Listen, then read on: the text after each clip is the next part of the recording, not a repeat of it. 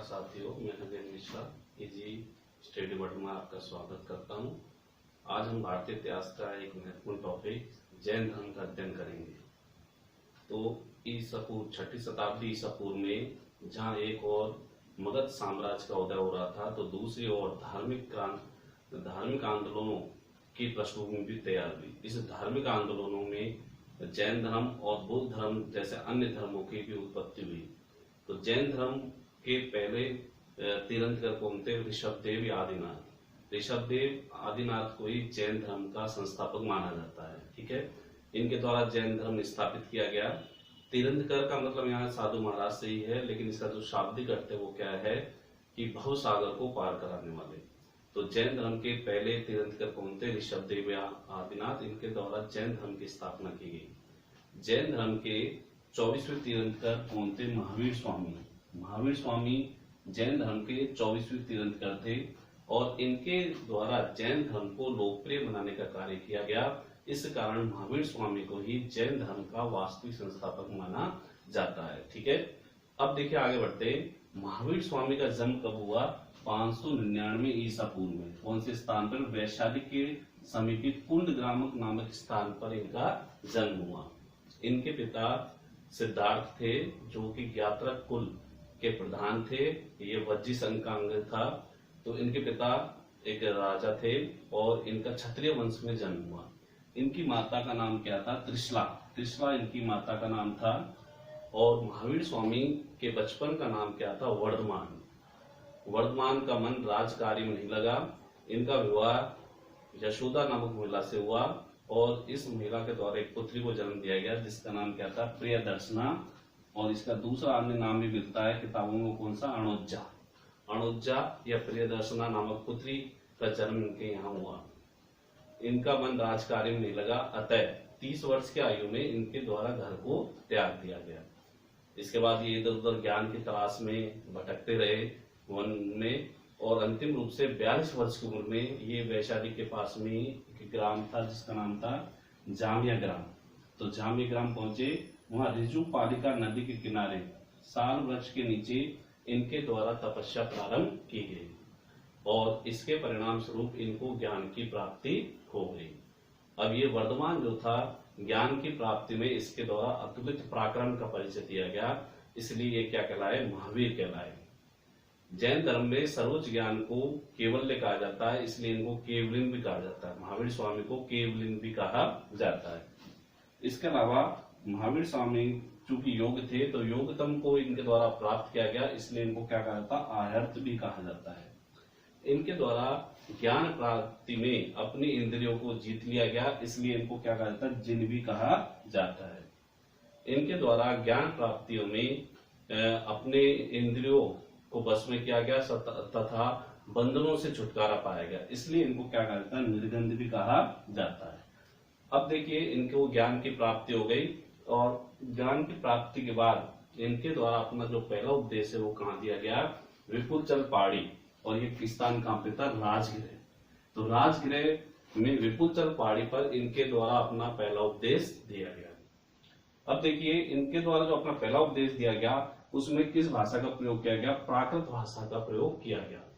और इसके बाद महावीर स्वामी के द्वारा समस्त जीवन अपने जैन धर्म का प्रचार प्रसार किया गया, उसको लोकप्रिय बनाने का कार्य किया गया और अंतिम रूप से 72 वर्ष की उम्र में 527 ईसा पूर्व में कौन से स्थान पर? पावपुरी नामक स्थान पर इनकी मृत्यु हो गई।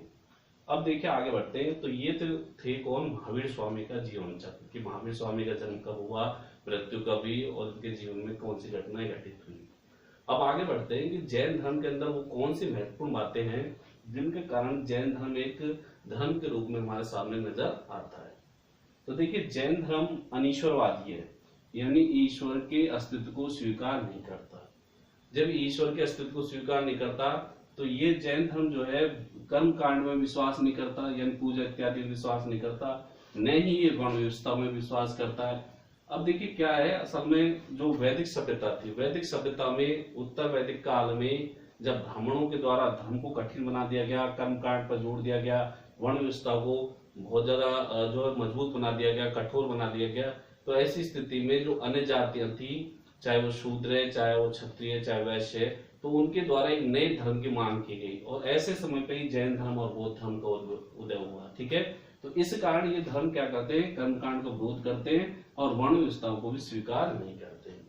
इसके साथ साथियों, जैन धर्म अनेक आत्मवादी सिद्धांत देता। अनेक आत्मवादी सिद्धांत का मतलब यह है कि जैन धर्म ये मान के चलता है कि विभिन्न प्राणियों में विभिन्न प्रकार की आत्मा निवास करती है, क्योंकि जो ब्राह्मण धर्म है वो ये मान के चलता है कि आत्मा का स्वरूप एक है, लेकिन जैन धर्म में कहता है कि आत्मा विभिन्न प्रकार की है। अनेक आत्मवादी सिद्धांत जैन धर्म के द्वारा प्रदान किया गया है।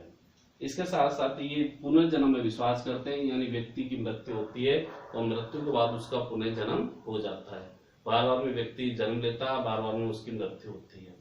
अब यहाँ पर जो है बार बार में जन्म लेता है, फिर उसकी मृत्यु होती है, तो जन्म का जो आधार है वो क्या बताया गया, कर्म फल, यानी कर्मों के आधार पर ही व्यक्ति का अगला जन्म प्राप्त होता है।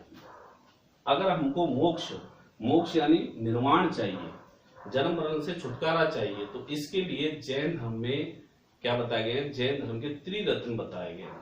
त्रिरत्न बताए गए हैं और इन त्रिरत्न पर चलकर हम मोक्ष या निर्वाण की प्राप्ति कर सकते हैं। तो त्रिरत्न में 3 बातें सम्मिलित की गई है। एक तो है सम्यक दर्शन, एक है सम्यक ज्ञान और एक है सम्यक आचरण।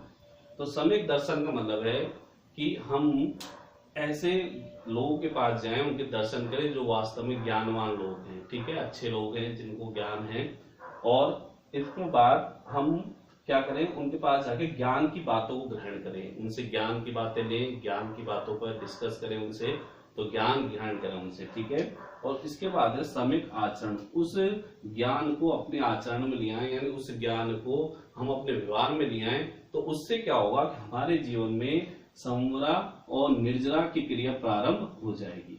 तो इस क्रिया के प्रारंभ होने से क्या होगा कि हमारे जो संचित कर्म हैं, तो उनका जो कर्म फल है उसका संचयन खत्म हो जाएगा और उसका हिसाब क्या हो जाएगा, नील हो जाएगा, ठीक है।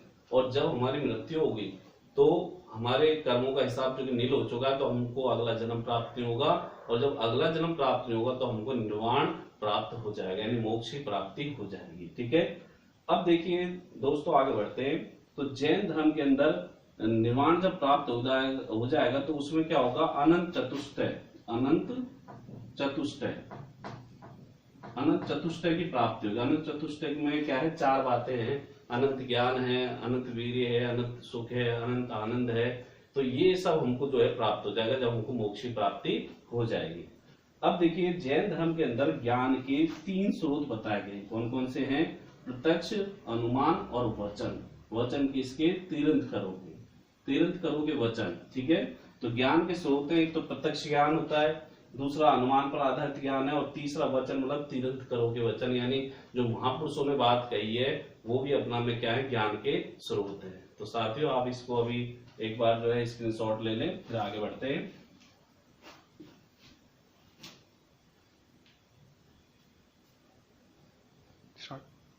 चलो साथियों, अब आगे बढ़ते हैं।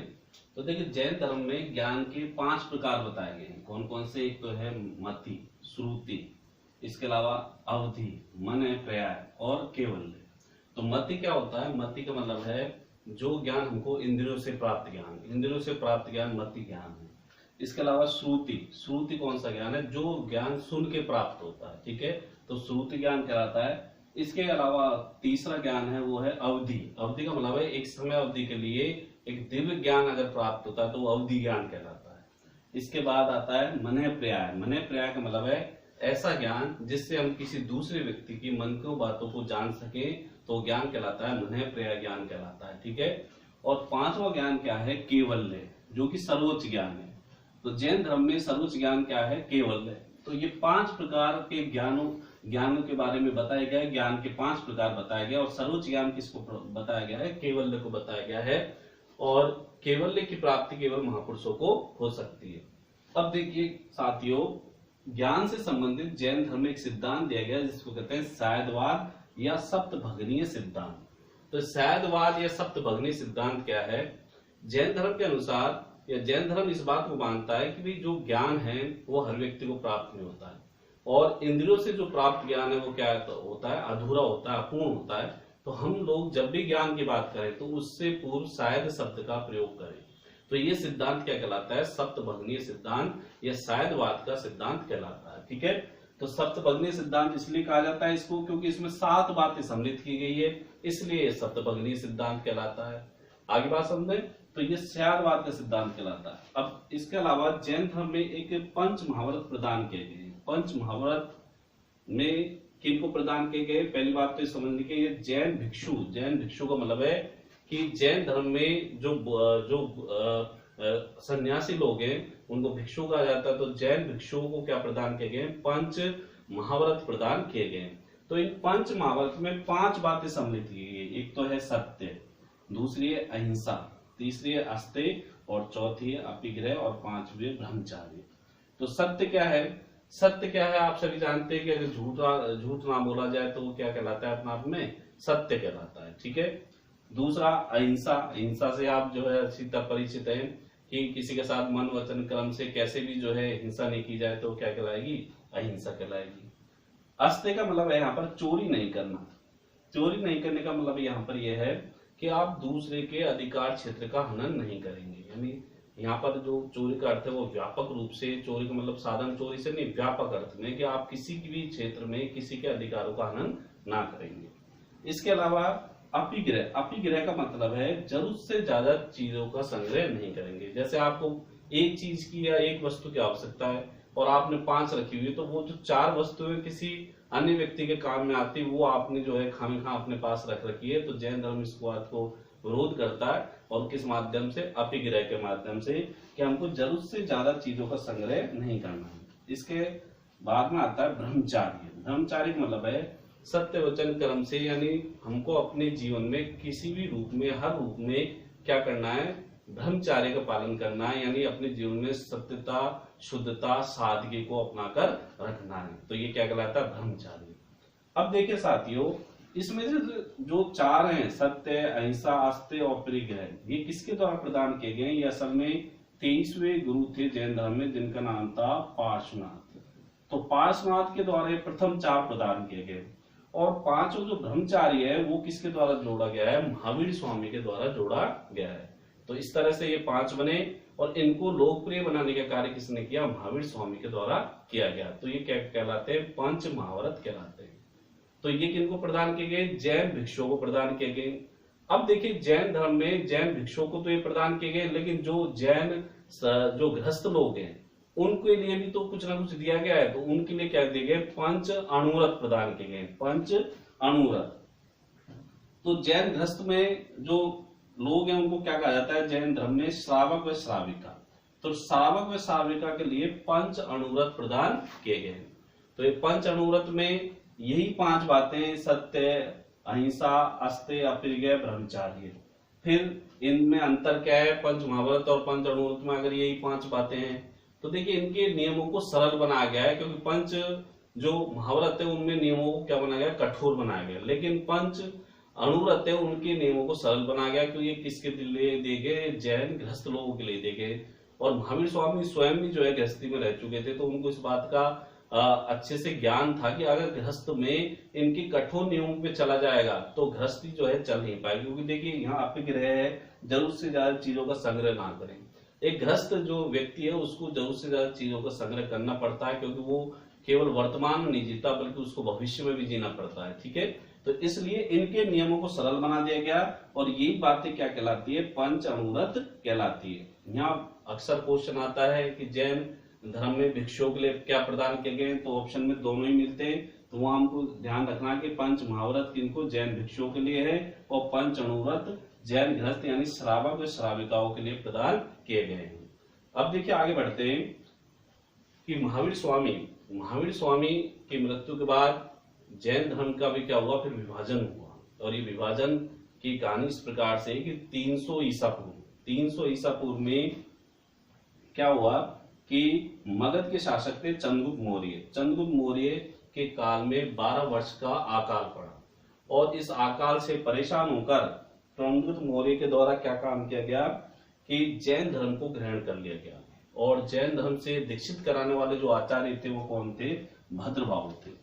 तो भद्रबाहु जैन धर्म के बड़े आचार्य थे चंद्रगुप्त मौर्य को इनके द्वारा जैन धर्म से दीक्षित कराया गया और चंद्रगुप्त मौर्य ने इसके बाद राजपाट जो है त्यागने का विचार किया और अपने खुद बिंदुसार को मगध का शासक बना दिया। चंद्रगुप्त मौर्य भद्रवाह के साथ कहां चले गए? दक्षिण भारत में चले गए। कहां पर? श्रवणबेलगोला कर्नाटक के जंगलों में चले गए। ठीक है। अब जब ये भद्रवाह मगध से जा रहे थे तो ऐसी स्थिति में इनके द्वारा क्या काम किया गया? इनके द्वारा जैन धर्म का जो कार्य था मगध में वो किसको प्रदान कर दिया गया? एक जैन आचार्य थे जिनका नाम था स्थूलभद्र।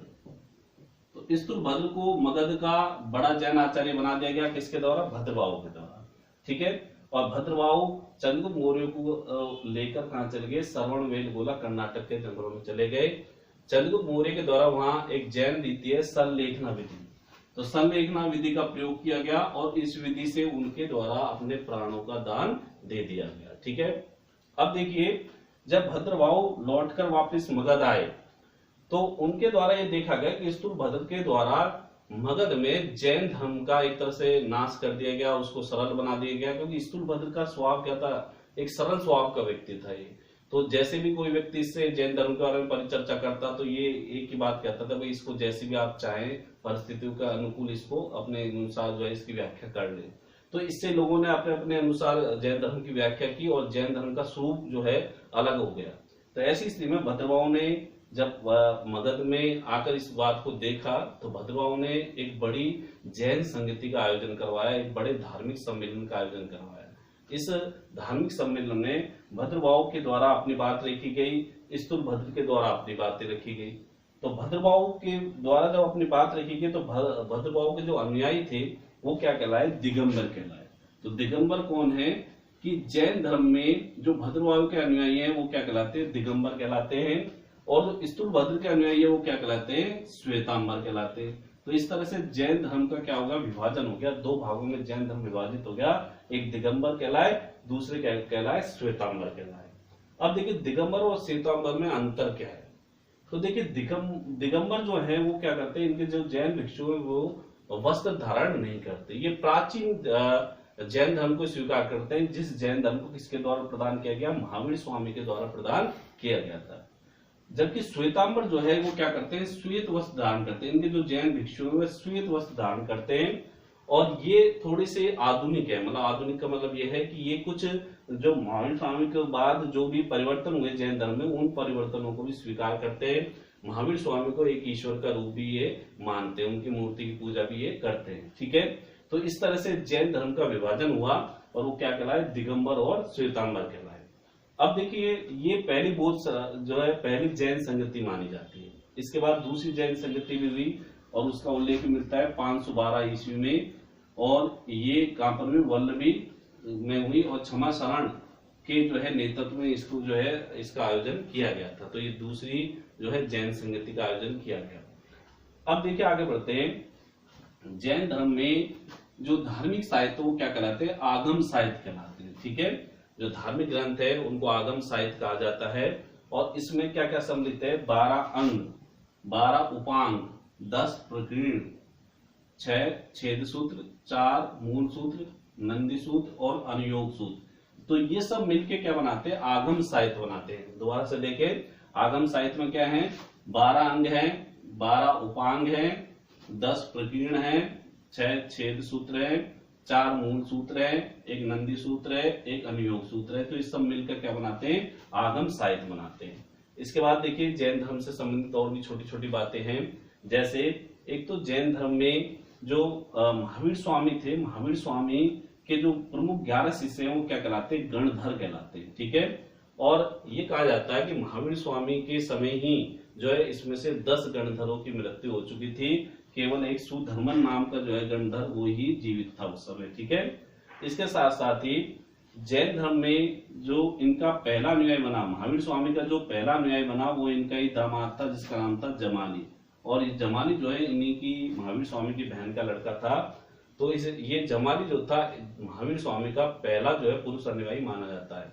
लेकिन महावीर स्वामी और इस जमाली के मध्य जो है क्रियामाण कृत को लेकर क्या हुआ? विवाद उत्पन्न हुआ और ये विवाद इतना जो है बढ़ गया कि जमाली के द्वारा कुछ अलग कार्य भी कर दिया गया। ठीक है। इसके अलावा अगर एक महिला अनुयायी की बात की जाए कि महावीर स्वामी की पहली महिला अनुयायी कौन थी, तो देखिए ये चंपा की राजकुमारी थी जिसका नाम था चंदना। तो चंदना जो है महावीर स्वामी की पहली महिला अनुयायी थी। इसके अलावा 23वें जो जो ऋग्वेद है, ऋग्वेद में दो जो है जैन तीर्थंकरों का उल्लेख मिलता है। एक तो है आदिनाथ और दूसरे कौन है, अरिष्टनेमी।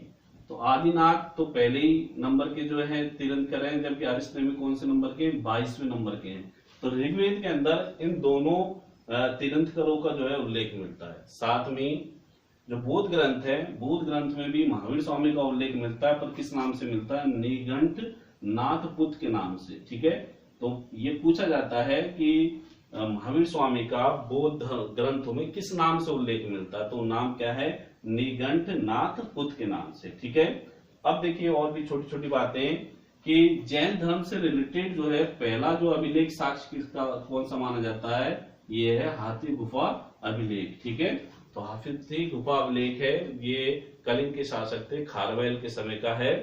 इसके अलावा एक 983 ईस्वी में गंग शासक थे दक्षिण में, और ये इनका नाम था राजमल चतुर्थ।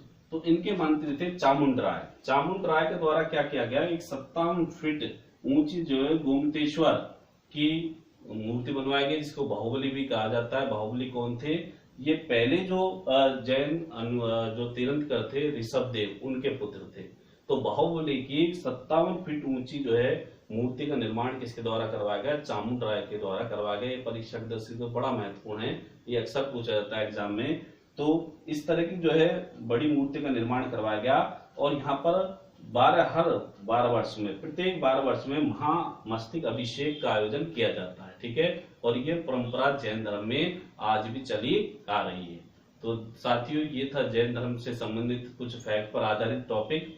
अब देखिए हमने ये पाया है कि भाई जैन धर्म है और बौद्ध धर्म का हमने जो है वीडियो आपके लिए डाल दिया, लेकिन कुछ कमेंट्स आ रहे हैं कि सर इनको याद करते हैं तो बड़ी प्रॉब्लम आती है, जैन धर्म में बौद्ध धर्म आ जाता है, बौद्ध धर्म में जैन धर्म आ जाता है। तो देखिए साथियों, इस तरह की प्रॉब्लम को सॉल्व करने का एक ही तरीका, वो तरीका ये है कि इनको हम क्या करेंगे, कंपेयर करके याद करेंगे। ठीक है, एक दूसरे की तुलनात्मक अध्ययन करें इनका। जैसे महावीर स्वामी के पिता का नाम ये था, तो महात्मा बुद्ध के पिता का नाम ये था। महावीर स्वामी को ज्ञान की प्राप्ति इस उम्र में हुई, तो इनको इस उम्र में प्राप्ति हुई। इनके बचपन का नाम ये था, तो इनके बचपन का नाम इस प्रकार थे। तो इस प्रकार से अगर आप इनको याद करेंगे तो निश्चित रूप से आप इन जैन धर्म और बौद्ध धर्म में किसी भी प्रकार का कंफ्यूजन नहीं पाएंगे। और जब भी आपको किसी भी एग्जाम में इन क्वेश्चनों से सामना होगा, तो निश्चित रूप से मानिए कि आपको इन क्वेश्चनों को करने में आसानी से सफलता प्राप्त होगी। आपको यह वीडियो कैसा लगा, कमेंट बॉक्स में अवश्य कमेंट करें। धन्यवाद।